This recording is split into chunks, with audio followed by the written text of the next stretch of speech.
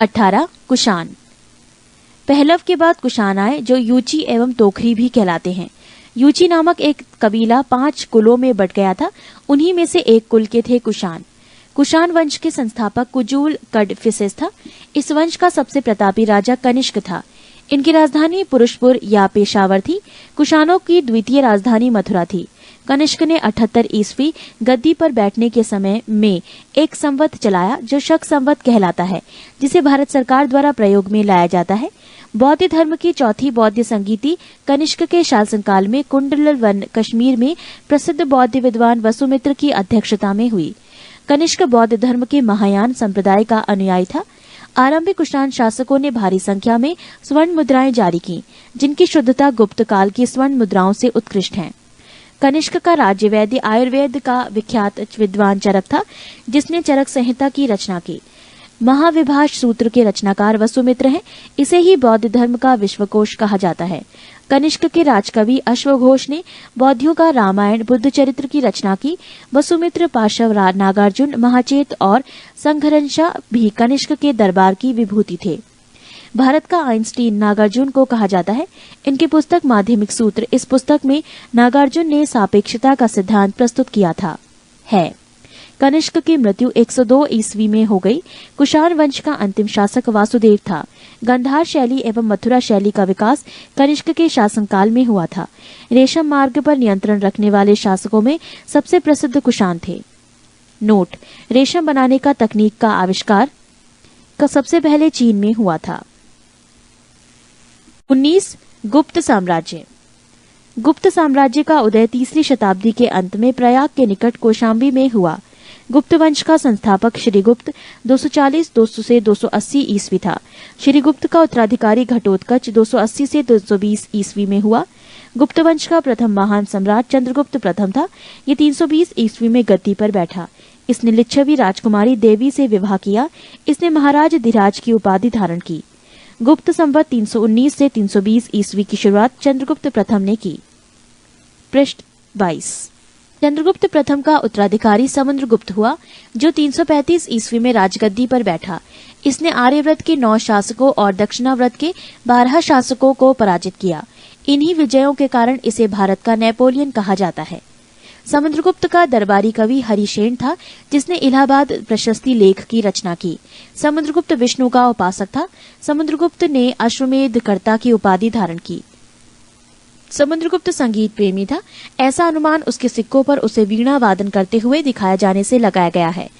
समुद्रगुप्त ने विक्रमांक की उपाधि धारण की थी। इसे कविराज भी कहा जाता था। समुद्रगुप्त का उत्तराधिकारी चंद्रगुप्त द्वितीय हुआ, जो 380 ईस्वी में राजगद्दी पर बैठा। चंद्रगुप्त द्वितीय के शासनकाल में चीनी बौद्ध यात्री फाहियान भारत आया।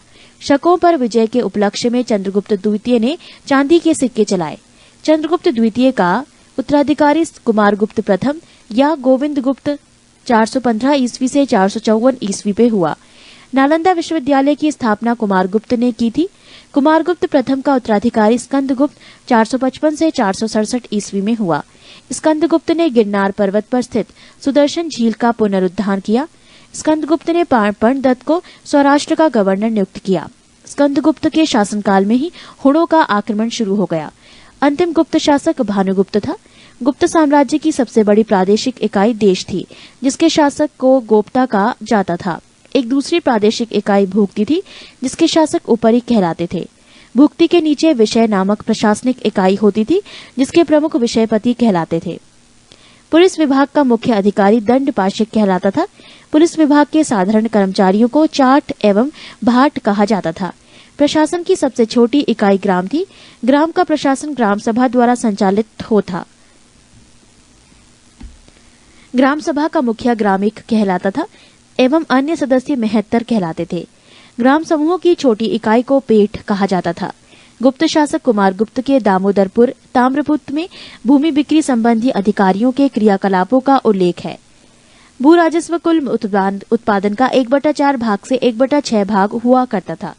आर्थिक उपयोगिता के आधार पर निम्न प्रकार की भूमि थी: 1 क्षेत्र कृषि करने योग्य भूमि, 2 वास्तु वास करने योग्य भूमि, 3 चरागाह भूमि पशुओं के चारा योग्य भूमि, 4 खिल्य ऐसी भूमि जो जोतने योग्य नहीं होती थी, 5 अपृहत ऐसी भूमि जो जंगली होती थी।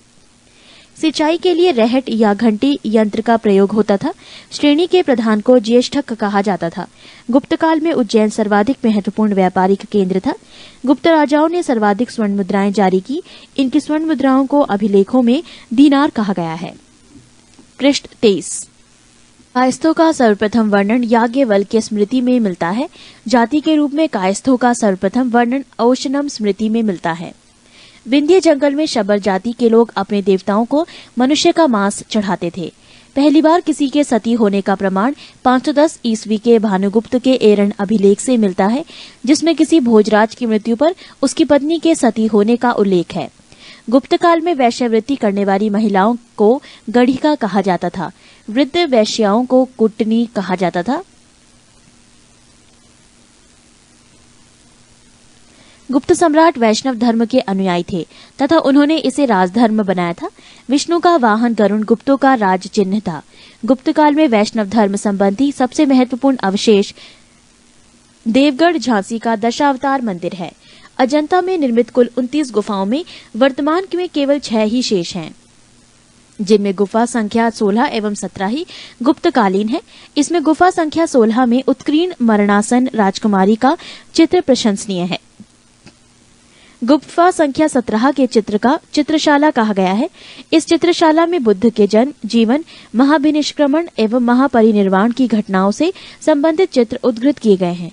अजंता की गुफाएं बौद्ध धर्म की महायान शाखा से संबंधित है। गुप्त काल में निर्मित अन्य गुफा बाघ की गुफा है, जो ग्वालियर के समीप बाघ नामक स्थान पर विंध्य पर्वत को काटकर बनाई गई थी। चंद्रगुप्त द्वितीय के शासनकाल में संस्कृत भाषा का सबसे प्रसिद्ध कवि कालिदास थे। चंद्रगुप्त द्वितीय के दरबार में रहने वाला आयुर्वेद आचार्य धन्वंतरी थे। गुप्त काल में विष्णु शर्मा द्वारा लिखित पंचतंत्र संस्कृत को संसार का सर्वाधिक प्रचलित ग्रंथ माना जाता है। बाइबल के बाद इसका स्थान दूसरा है। इसे 5 भागों में बांटा गया है। 1 मित्र भेद, 2 मित्र लाभ, 3 संधि विग्रह, 4 लब्ध प्रणाश, 5 अपरीक्षा कारित्व। आर्यभट्ट ने आर्यभट्टियम एवं सूर्य सिद्धांत नामक ग्रंथ लिखे। इसी ने सर्वप्रथम बताया कि पृथ्वी सूर्य के चारों ओर घूमती है। चंद्रगुप्त द्वितीय के दरबार में रहने वाले कुछ प्रमुख विद्वान थे आर्यभट्ट, वराहमिहिर, धन्वंतरी, ब्रह्मगुप्त आदि। पुराणों की वर्तमान रूप में रचना गुप्त काल में हुई। इसमें ऐतिहासिक परंपराओं का उल्लेख है। गुप्त काल में चांदी के सिक्कों को रुपयका कहा जाता था। याज्ञवल्क्य, नारद, कात्यायन एवं बृहस्पति स्मृतियों की रचना गुप्त काल में ही हुई। मंदिर बनाने की कला का जन्म गुप्त काल में ही हुआ। सांस्कृतिक उपलब्धियों के कारण गुप्त काल को भारतीय इतिहास का स्वर्ण युग कहा जाता है।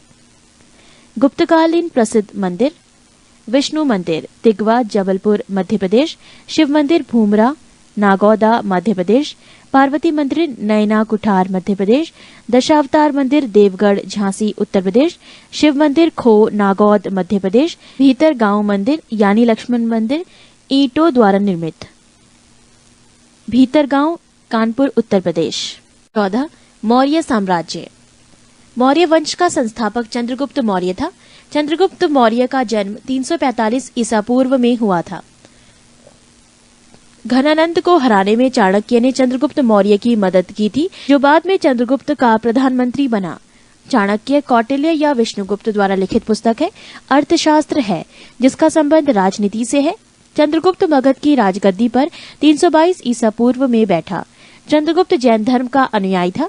चंद्रगुप्त ने अपना अंतिम समय कर्नाटक के श्रवणबेलगोला नामक स्थान पर बिताया। चंद्रगुप्त ने 305 ईसा पूर्व में सेल्यूकस निकेटर को हराया। सेल्यूकस निकेटर ने अपनी पुत्री कार्नेलिया की शादी चंद्रगुप्त मौर्य के साथ कर दी और युद्ध की संधि शर्तों के अनुसार 4 प्रांत काबुल, कंधार, हेरात एवं मकरान चंद्रगुप्त को दिए। चंद्रगुप्त मौर्य ने जैनी गुरु भद्रबाहु से जैन धर्म की दीक्षा ली थी। मेगास्थनीज सेल्यूकस निकेटर का राजदूत था, जो चंद्रगुप्त के दरबार में रहता था। मेगास्थनीज द्वारा लिखी गई पुस्तक इंडिका है। चंद्रगुप्त मौर्य और सेल्यूकस के बीच हुए युद्ध का वर्णन एपियानस ने किया है। प्लूटार्क के अनुसार चंद्रगुप्त ने सेल्यूकस को 500 हाथी उपहार में दिए थे। चंद्रगुप्त मौर्य की मृत्यु 298 ईसा पूर्व में श्रवणबेलगोला में उपवास द्वारा हुई। बिंदुसार। चंद्रगुप्त मौर्य का उत्तराधिकारी बिंदुसार हुआ, जो 298 ईसा पूर्व में मगध की राजगद्दी पर बैठा। अमित्रघात के नाम से बिंदुसार जाना जाता है। अमित्रघात का अर्थ है शत्रु विनाशक। बिंदुसार आजीवक संप्रदाय का अनुयायी था। वायु पुराण में बिंदुसार को भद्रसार या वारिसार कहा गया है। स्ट्रेबो के अनुसार सीरियन नरेश एंटियोकस ने बिंदुसार के दरबार में डाइमेकस नामक राजदूत भेजा। इसे ही मेगास्थनीज का उत्तराधिकारी माना जाता है। जैन ग्रंथों में बिंदुसार को सिंहासन कहा गया है। बिंदुसार के शासनकाल में तक्षशिला में हुए 2 विद्रोहों का वर्णन है। इस विद्रोह को दबाने के लिए बिंदुसार ने पहले सुसीम को और बाद में अशोक को भेजा। एथीनियस के अनुसार बिंदुसार ने सीरिया के शासक एंटियोकोस ने बिंदुसार के दरबार में डाइमेकस नामक राजदूत भेजा। इसे ही मेगास्थनीज का उत्तराधिकारी माना जाता है। जैन ग्रंथों के बिंदुसार को सिंहसेन कहा गया है। बिंदुसार के शासनकाल में तक्षशिला में हुए 2 विद्रोहों का वर्णन है। इस विद्रोह को दबाने के लिए बिंदुसार ने पहले सुसीम को और बाद में अशोक को भेजा। एथीनियस के अनुसार बिंदुसार ने सीरिया के शासक एंटियोकस I से मदिरा, सूखे अंजीर एवं दार्शनिक भेजने की प्रार्थना की थी। बौद्ध विद्वान तारानाथ ने बिंदुसार को 16 राज्यों का विजेता बताया है। अशोक बिंदुसार का उत्तराधिकारी अशोक महान हुआ, जो 269 ईसा पूर्व में मगध की राजगद्दी पर बैठा। राजगद्दी पर बैठने के समय अशोक अवंती का राज्यपाल था। मास्की एवं गुर्जरा अभिलेख में अशोक का नाम अशोक मिलता है। पृष्ठ 17। पुराणों में अशोक को अशोकवर्धन कहा गया है। अशोक ने अपने अभिषेक के 8वें वर्ष लगभग 261 ईसा पूर्व में कलिंग पर आक्रमण किया और कलिंग की राजधानी तोसली पर अधिकार कर लिया। प्लिनी का कथन है कि मिस्र का राजा फिलाडेल्फस टॉलेमी द्वितीय ने पाटलिपुत्र में डियानीसियस नाम का एक राजदूत भेजा था अशोक के दरबार में। उपगुप्त नामक बौद्ध भिक्षु ने अशोक को बौद्ध धर्म की दीक्षा दी। अशोक ने आजीविकों को रहने हेतु बराबर की पहाड़ियों में 4 गुफाओं का निर्माण करवाया, जिनका नाम कर्ज, चौपार, सुदामा तथा विश्व झोपड़ी था। नोट: अशोक के पौत्र दशरथ ने आजीविकों को नागार्जुन गुफा प्रदान की थी। अशोक की माता का नाम सुबंद्रांगी था। अशोक ने बौद्ध धर्म के प्रचार के लिए अपने पुत्र महेंद्र एवं पुत्री संघमित्रा को श्रीलंका भेजा। भारत में शिलालेख का प्रचलन सर्वप्रथम अशोक ने किया। अशोक के शिलालेखों में ब्राह्मी, खरोष्टी, ग्रीक एवं अरमाइक लिपि का प्रयोग हुआ है। ग्रीक एवं अरमाइक लिपि का अभिलेख अफगानिस्तान से, खरोष्टी लिपि का अभिलेख उत्तर पश्चिम पाकिस्तान से और शेष भारत से ब्राह्मी लिपि के अभिलेख मिले हैं। अशोक के अभिलेखों को 3 भागों में बांटा जा सकता है: 1 शिलालेख, 2 स्तंभलेख तथा 3 गुहालेख। अशोक के शिलालेख की खोज 1750 ईस्वी में पाद्रेटी फैनथेलर ने की थी।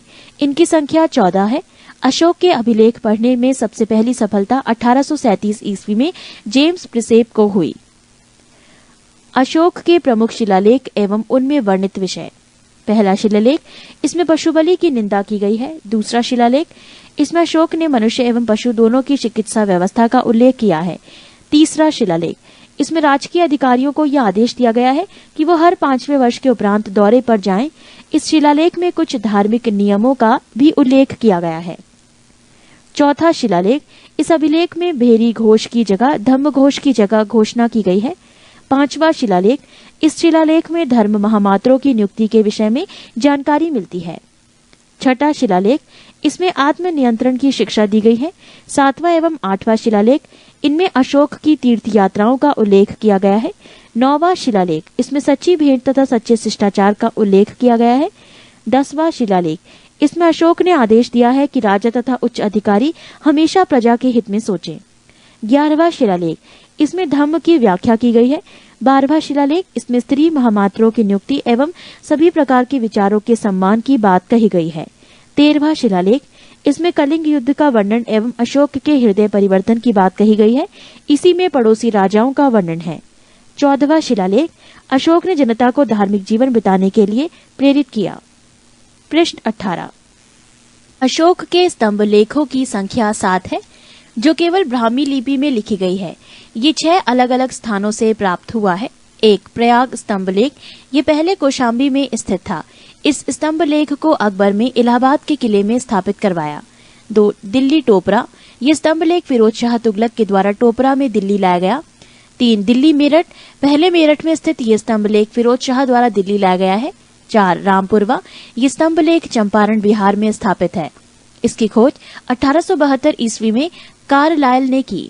5 लौरिया अरेराज चंपारण बिहार में। 6 लौरिया नंदनगढ़ चंपारण बिहार में। इस स्तंभ पर मोर का चित्र बना है। कौशाम्बी अभिलेख को रानी का अभिलेख कहा जाता है। अशोक का सबसे छोटा स्तंभ लेख रुम्मीदेई है। इसी में लुम्बिनी में धम्म यात्रा के दौरान अशोक द्वारा भू राजस्व की दर घटा देने की घोषणा की गई है।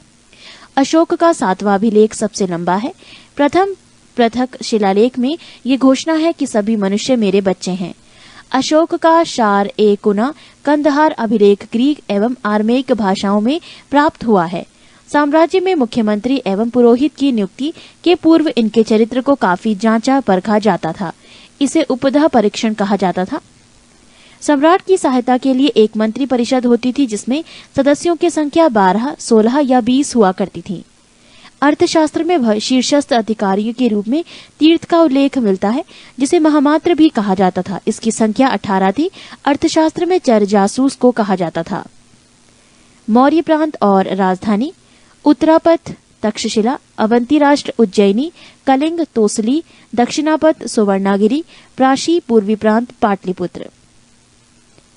अशोक के समय मौर्य साम्राज्य में प्रांतों की संख्या 5 थी। प्रांतों को चक्र कहा जाता था।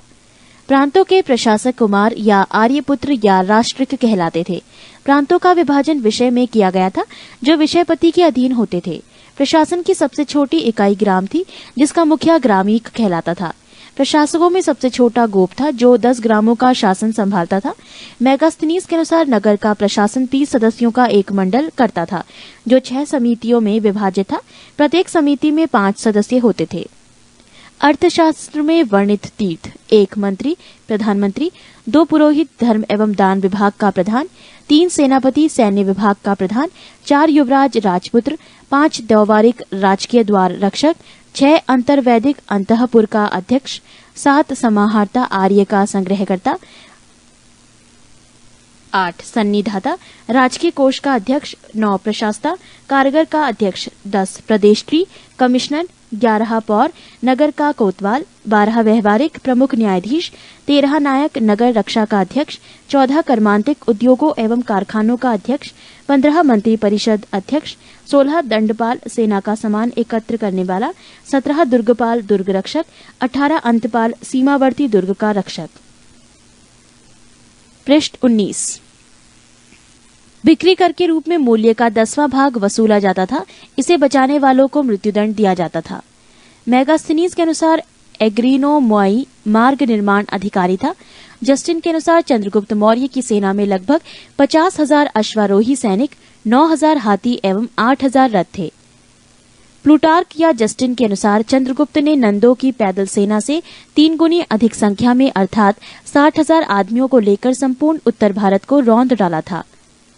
प्रशासनिक समिति एवं उसके कार्य। समिति और कार्य: प्रथम समिति कार्य उद्योग एवं शिल्प कार्य का निरीक्षण, द्वितीय समिति विदेशियों की देखरेख, तृतीय समिति जन्म मरण का विवरण रखना, चतुर्थ व्यापार एवं वाणिज्य की देखभाल, पंचम निम्रित वस्तुओं के विक्रय का निरीक्षण, षष्ठ बिक्री कर वसूल करना। युद्ध क्षेत्र में सेना का नेतृत्व करने वाला अधिकारी नायक कहलाता था। सैन्य विभाग का सबसे बड़ा अधिकारी सेनापति होता था। मेगास्थनीज के अनुसार मौर्य सेना का रखरखाव 5 सदस्यीय 6 समितियां करती थीं। मौर्य प्रशासन ने गुप्तचर विभाग महामात्य सर्प नामक अमात्य के अधीन था। अर्थशास्त्र में गुप्तचर को गूढ़ पुरुष कहा गया है तथा एक ही स्थान पर रहकर कार्य करने वाले गुप्तचर को संस्था कहा जाता था। एक स्थान से दूसरे स्थान पर भ्रमण करके कार्य करने वाले गुप्तचर को संचार कहा जाता था। अशोक के समय जनपदीय न्यायालय के न्यायाधीश को राजुक कहा जाता था। सरकारी भूमि को सीता भूमि कहा जाता था। बिना वर्षा के अच्छी खेती होने वाली को अदैव मात्रक कहा जाता था। मेगास्थनीज ने भारतीय समाज को 7 वर्गों में विभाजित किया है: 1 दार्शनिक, 2 किसान, 3 अहीर, 4 कारीगर, 5 सैनिक, 6 निरीक्षक एवं 7 सभासद। स्वतंत्र वैश्यावृत्ति को अपनाने वाली महिला रूपा जीवा कहलाती थी। नंद वंश के विनाश करने में चंद्रगुप्त मौर्य ने कश्मीर के राजा प्रवर्तक से सहायता प्राप्त की थी। मौर्य शासन 137 वर्षों तक रहा। मौर्य वंश का अंतिम शासक बृहद्रथ था। इसकी हत्या इसके सेनापति पुष्यमित्र शुंग ने 185 ईसा पूर्व में कर दी और मगध पर शुंग वंश की नींव डाली। 15 ब्राह्मण साम्राज्य। पुष्यमित्र शुंग, जिसने मगध पर शुंग वंश की नींव डाली, ब्राह्मण जाति का था। शुंग शासकों ने अपनी राजधानी विदिशा में स्थापित की। इंडो यूनानी शासक मिनांडर को पुष्यमित्र शुंग ने पराजित किया। पुष्यमित्र शुंग ने 2 बार अश्वमेध यज्ञ किया। इनके लिए पतंजलि ने अश्वमेध यज्ञ कराए। भरहुत स्तूप का निर्माण पुष्यमित्र शुंग ने करवाया। शुंग वंश का अंतिम शासक देवभूति था। इसकी हत्या 73 ईसा पूर्व में वासुदेव ने कर दी और मगध की गद्दी पर कण्व वंश की स्थापना की। कण्व वंश का अंतिम राजा सुशर्मा हुआ। शिमुक ने 60 ईसा पूर्व में सुशर्मा की हत्या कर दी और सातवाहन वंश की स्थापना की। सातवाहन आंध्र वंश शासकों ने अपनी राजधानी प्रतिष्ठान में स्थापना की। प्रतिष्ठान आंध्र प्रदेश के औरंगाबाद जिले में है। पृष्ठ 20। सातवाहन वंश के प्रमुख शासक थे सिमुक, शातकर्णी, गौतमीपुत्र शातकर्णी, वशिष्ठिपुत्र पल्लूमावी तथा यज्ञश्री शातकर्णी। शातकर्णी ने 2 अश्वमेध तथा 1 राजसूय यज्ञ किया। सातवाहन शासकों के समय के प्रसिद्ध साहित्यकार हाल एवं गुणाढ़्य थे। हाल ने गाथा सप्तशतक तथा गुणाढ़्य ने बृहत कथा नामक पुस्तकों की रचना की। सातवाहन शासकों ने चांदी, तांबे, सीसा, पोटीन और कांसे की मुद्राओं का प्रचलन किया। ब्राह्मणों को भूमि अनुदान देने की प्रथा का आरंभ सातवाहन शासकों ने ही सर्वप्रथम किया। सातवाहनों की भाषा प्राकृत एवं लिपि ब्राह्मी थी। सातवाहनों का समाज मात्र सत्तात्मक था। सातवाहनों की महत्वपूर्ण स्थापत्य कृतियां हैं कार्ले का चैत्य, अजंता एवं एलोरा की गुफाओं का निर्माण एवं अमरावती कला का विकास। शातकर्णी एवं अन्य सभी सातवाहन शासक दक्षिणा पथ के स्वामी कहे जाते थे। 16. भारत के यवन राज्य। भारत पर आक्रमण करने वाले विदेशी आक्रमणकारियों का क्रम है: हिंद यूनानी, शक, पहलव और कुषाण। सेल्यूकस के द्वारा स्थापित पश्चिमी तथा मध्य एशिया के विशाल साम्राज्य को इसके उत्तराधिकारी एंटिओकस प्रथम ने अक्षुण्ण बनाए रखा। एंटिओकस द्वितीय के शासनकाल में विद्रोह के फलस्वरूप उसके अनेक प्रांत स्वतंत्र हो गए। बैक्ट्रिया के विद्रोह का नेतृत्व डियोडोटस प्रथम ने किया था। बैक्ट्रिया पर डियोडोटस प्रथम के साथ इन राजाओं ने क्रमशः शासन किया। डियोडोटस द्वितीय, यूथिडेमस, डेमेट्रियस प्रथम के साथ इन राजाओं ने क्रमशः शासन किया। डियोडोटस द्वितीय, यूथिडेमस, डेमेट्रियस, विनेंडर, यूक्रेटाइटस, एंटीआलकीडस तथा हर्मिक्स। भारत पर सबसे पहले आक्रमण बैक्ट्रिया के शासन डेमेट्रियस ने किया। इसने 190 ईसा पूर्व में भारत पर आक्रमण कर अफगानिस्तान, पंजाब एवं सिंध के बहुत बड़े भाग पर अधिकार कर लिया। इसने शाकल को अपनी राजधानी बनाया। इसे ही हिंद यूनानी या बैक्ट्रियाई यूनानी कहा गया। हिंद यूनानी शासकों में सबसे अधिक विख्यात मिनांडर 165 से 145 ईसा पूर्व में हुआ। इसकी राजधानी शाकल, आधुनिक सियालकोट, शिक्षा का प्रमुख केंद्र था। मिनांडर ने नागसेन, नागार्जुन से बौद्ध धर्म की दीक्षा ली। मिनांडर के प्रश्न एवं नागसेन द्वारा दिए गए उत्तर एक पुस्तक के रूप में संग्रहित है, जिसका नाम मिलिंद पन्हो अर्थात मिलिंद के प्रश्न या मिलिंद प्रश्न है। हिंदी यूनानी भारत के पहले शासक हुए, जिनकी जारी किए गए सिक्कों के बारे में निश्चित रूप से कहा जा सकता है कि सिक्के किन किन राजाओं के हैं। भारत में सबसे पहले हिंद यूनानियों ने ही सोने के सिक्के जारी किए। हिंद यूनानी शासकों ने भारत के पश्चिमोत्तर सीमा प्रांत में यूनान की प्राचीन कला चलाई, जिसे हेलेनिस्टिक आर्ट कहते हैं। भारत में गंधार कला इसका उत्तम उदाहरण है। 17. शक। यूनानियों के बाद शक आए।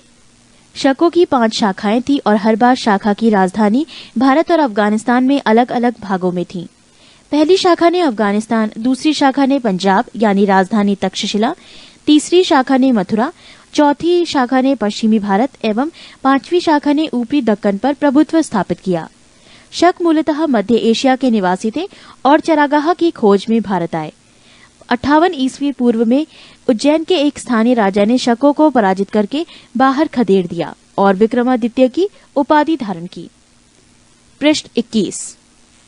शकों पर विजय के उपलक्ष्य में 57 ईसा पूर्व से एक नया संवत विक्रम संवत के नाम से प्रारंभ हुआ। उसी समय से विक्रमादित्य एक लोकप्रिय उपाधि बन गई, जिसकी संख्या भारतीय इतिहास में 14 तक पहुंच गई। गुप्त सम्राट चंद्रगुप्त द्वितीय सबसे अधिक विख्यात विक्रमादित्य था। शकों की अन्य शाखाओं की तुलना में दक्षिण भारत में प्रभुत्व स्थापित करने वाली शाखा ने सबसे लंबे अरसे तक शासन किया। लगभग 4 शताब्दी तक। गुजरात में चल रहे समुद्री व्यापार से ये शाखा काफी लाभान्वित हुई और भारी संख्या में चांदी के सिक्के जारी किए।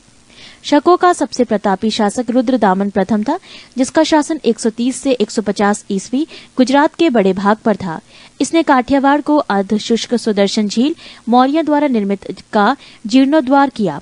रुद्रदामन संस्कृत का बड़ा प्रेमी था। उसने ही सबसे बड़े विशुद्ध संस्कृत भाषा में लंबा अभिलेख गिरनार अभिलेख जारी किया। इसके पहले के सभी अभिलेख प्राकृत भाषा में रचित थे।